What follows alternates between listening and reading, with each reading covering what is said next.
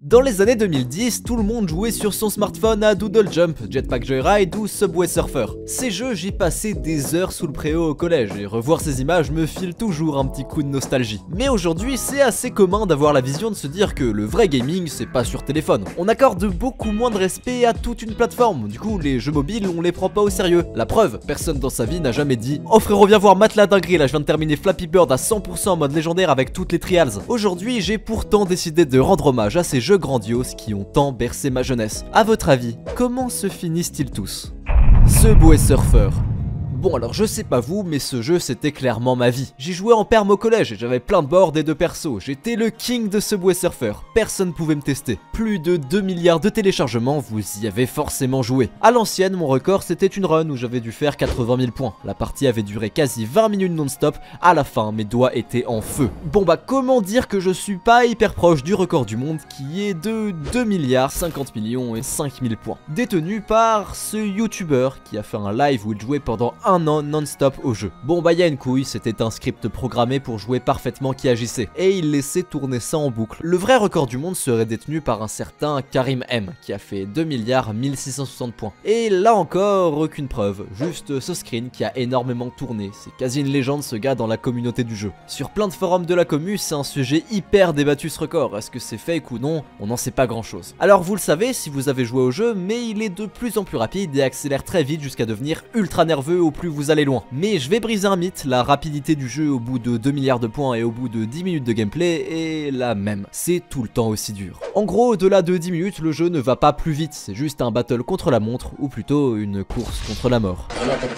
Du coup, oui, techniquement un bot bien codé peut très facilement faire ce score, et même aller plus loin. La limite du jeu c'est 2 milliards 147 millions et ce chiffre est beaucoup trop grand, je ne vais pas le prononcer en entier, soit la moitié de 2 puissance 32, le nombre de bits sur lequel est codé le jeu. Une fois ce score atteint, on repart alors dans les valeurs négatives que peut contenir la variable, et puis c'est un cycle. Le jeu n'aurait donc techniquement pas de fin, si. Au bout de 50 cycles à faire 2 fois 2 milliards de points en valeur positive et en valeur négative, il se passe ça. Le jeu se met à bugger, le surfeur fait du skate dans les nuages au-dessus du vide et le personnage tombe dans l'infini. Ça correspond quand même à 200 milliards de points et ça prendrait plus ou moins 32 années de jeu non-stop. Petite pensée à l'agent de sécurité qui nous suit toujours jusqu'au bout du monde. Dernier truc, je suis tombé sur le live de ce mec qui joue pour le coup vraiment non-stop au jeu pendant un an en God mode avec des pauses. Si ça vous intéresse, passez-lui le salam de ma part, il a presque terminé.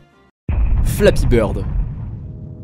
Vous êtes probablement déjà tombé sur cette vidéo. À la fin de Flappy Bird, quand on atteint le tuyau numéro 1000, Mario arrive et nous agarre bien comme il faut. Bon bah en fait c'est juste un fake, hein. Le jeu est tout simplement infini et généré procéduralement, et le vrai record par un humain est de seulement 1123. Honnêtement je trouve ça vraiment pas ouf, enfin genre ok le mec est chaud j'avoue, mais je suis sûr que n'importe qui tryhard vraiment quelques jours peut le battre. Alors ça s'explique par le fait que le vrai Flappy Bird n'existe plus, qu'il a été supprimé très vite après sa sortie à cause de la dépression de son créateur. La popularité du jeu, l'argent avait ruiné la vie simple à laquelle il aspirait et ne se sentait vraiment pas bien. Donc pas assez de temps pour savoir qui a vraiment un record dessus ou non. En plus dites-vous qu'il y a eu des milliers de clones du jeu et c'est même pas une blague. La vidéo de tout à l'heure avec Mario c'est probablement un des clones du jeu, ou alors un FX, mais c'est certainement pas l'original, ça compte pas. Donc voilà, rien de spécial à dire sur Flappy Bird, mais bon, le coup du Mario qui arrive au bout du 1000e tuyau a tellement fait le tour d'internet que si on n'en avait pas parlé, tout le monde en commentaire aurait fait la remarque. Jeu suivant. Angry Birds. On reste dans le domaine des piafs avec Angry Birds, là pour le coup c'était vraiment la folie. Plus d'une dizaine de jeux, des partenariats avec Star Wars, des films au cinéma, des goodies dans tous les sens et même un parc d'attractions pour des oiseaux méga zahef qui se battent contre des cochons. De nos jours, les Angry Birds sont une vraie figure de proue du gaming autant que Minecraft ou Pokémon. Sans rire, dites-vous que mon petit cousin de 10 piges est fan des Angry Birds, mais genre vraiment, genre comme moi à son âge quand j'étais fan de Dofus. Le gars a un t-shirt Angry Birds. Mais vous voulez savoir comment ça se termine, c'est pour ça que vous êtes là. Alors pour vous, je me suis plongé dans le lore extrêmement poussé de Angry Birds et croyez-le ou non, il est vraiment riche. Chaque personnage a son nom, son passé, il y a des histoires d'amour, du drama entre la team car Red est frustré d'être le seul oiseau à ne pas avoir de pouvoir. Pour ne rien arranger, les cochons continuent sans cesse d'élaborer de nouveaux plans pour voler les œufs. Franchement, je les comprends, ces pauvres oiseaux ont de quoi être à cran. Regardez-moi ça, sur chaque cinématique, ils ont le gros somme en permanence. Et après plus de 700 niveaux, une guerre acharnée contre les cochons dans plein de différents endroits, les oiseaux suivent le Foreman Pig dans une machine machine à remonter le temps. Et là, le dernier niveau, dans une atmosphère chaotique, le tout surplombé par un immense squelette de dinosaures, les Angry Birds poursuivent leur ultime bataille. Les oiseaux vainquent enfin, et une bonne fois pour toutes les cochons récupèrent leurs œufs et partent de l'époque préhistorique où ils étaient bloqués. Et c'est ainsi que se termine l'histoire des Angry Birds, enfin, jusqu'à l'arrivée des collaborations avec Transformers. Genshin Impact. C'est le jeu mobile de tous les records, plus de 40 millions de joueurs sur toutes les plateformes possibles, PC, mobile et console. On est loin, mais loin du gacha mobile remplan-plan, c'est une vraie histoire open world qui n'a pas à rougir de ce qu'ont fait les AAA de la décennie précédente. Des paysages magnifiques, des boss surpuissants et plein de personnages stylés pour construire la meilleure équipe possible. Alors du coup, comment se finit le jeu? Eh bien, ça je vous le laisse le découvrir par vous-même puisque c'est en réalité le sponsor de cette vidéo. Avouez, c'est du génie. Alors si je peux pas vous spoiler la fin, je peux quand même vous dire que le jeu a eu plein de nouveautés dernièrement, notamment la mise à jour sur le thème du nouvel an chinois. C'est beau et ça donne plein de bonus à aller récupérer. Il y a un nouveau perso 5 étoiles, Xiao, plutôt sympa avec son passif qui lui permet de faire plus de dégâts si ses PV sont bas. Vous pouvez même l'obtenir sans invocation en faisant vos quêtes quotidiennes. Pour finir, une nouvelle stratégie de gameplay fait son apparition, le Theater Mechanics, du Tower Defense pour défier vos potes, gagner masse pièces, mais surtout bien vous faire kiffer. Alors rejoignez Genshin Impact, découvrez la fin du jeu par vous-même avec le lien dans la description. 2048. 2048, le jeu de daron par excellence, où vous deviez fusionner des carrés de 2, 4, 8, 16, 32, etc. jusqu'à 2048. Et ensuite, si vous étiez assez chaud, vous pouviez carrément aller plus loin et fusionner 2 2048 pour avoir le 4096 et ainsi de suite. Mais sinon, oui, le jeu a bien une fin. C'est mathématique, c'est-à-dire que même si vous allez au-dessus de 2048 dans les puissances de 2, bah techniquement, à chaque fois, il faut occuper une case de plus dans la grille. Ça limite vos mouvements et en étant le plus optimal et en ayant la chance avec soi, on peut atteindre au maximum le score de 2 puissance 17, 131 072.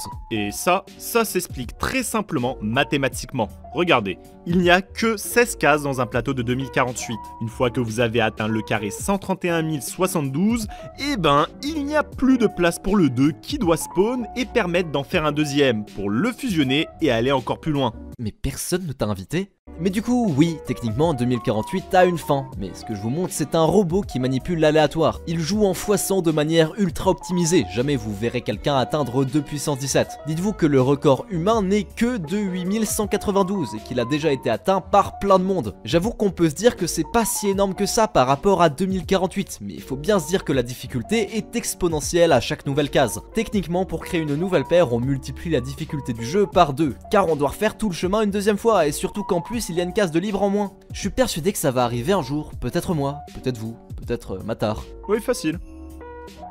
Les jeux infinis. C'est assez ouf, mais en écrivant cette vidéo, ce que je voulais trouver, c'était comment se termine Candy Crush. Et bah, il n'y a pas de fin. Plus de 8500 niveaux actuellement, avec 15 ajoutés chaque semaine. Mais du coup, qui a sérieusement envie de commencer un jeu quasi infini comme celui-là aujourd'hui? On a le cliché de la ménagère sur son téléphone, et pourtant il y a encore plus de 270 millions de joueurs réguliers. On n'est pas si loin des 450 millions de 2015. Du coup, pas mal de gens sont déjà à jour sur le jeu, et il n'y a pas vraiment de record dessus. Par contre, si je vous dis Jetpack...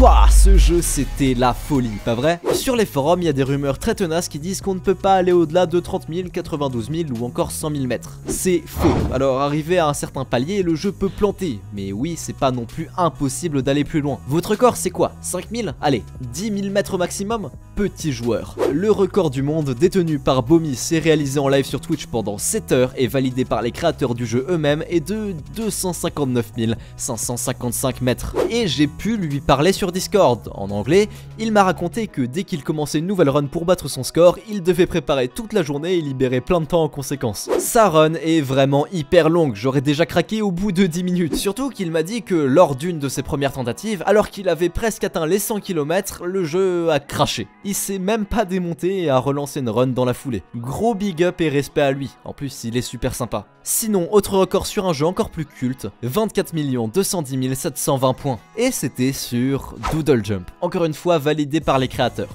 Et l'histoire derrière est folle. Aaron, un homme de 42 ans qui découvre le jeu grâce à sa fille et qui va mettre toute son énergie à devenir le meilleur du classement. Face à lui, il découvre son grand rival, Niklas, ancien recordman de l'époque avec 10 700 000 points. Aaron se chauffe, c'est parti pour plusieurs heures de tryhard. Il joue 12 minutes, fait 125 000 points, mais pause puis se repose 20 minutes pour refocus sur sa concentration et son équilibre. Puis il y retourne pour un autre bloc de 12 minutes. Après 18 heures de jeu continu, il bat enfin le record du monde. Et après des jours entiers de jeu et 45 heures en action, il réalise le record du monde invaincu, 24 millions. En écrivant cette vidéo, j'ai eu un méga sentiment de nostalgie. Du coup, j'ai retéléchargé Subway Surfer et Angry Birds et j'y joue. J'ai jamais eu de ma vie la prétention d'un vrai testeur, et c'est que mon avis, mais y a pas à dire, c'est vraiment hyper bon pour des jeux avec si peu d'ambition. On peut critiquer le format mobile pour ses pubs à outrance, mais ça permet de faire croquer les indés. C'est des jeux gratuits qui font très bien leur travail de faire passer le temps. J'espère vous avoir rappelé de bons souvenirs avec cette vidéo. Allez les amis, ciao!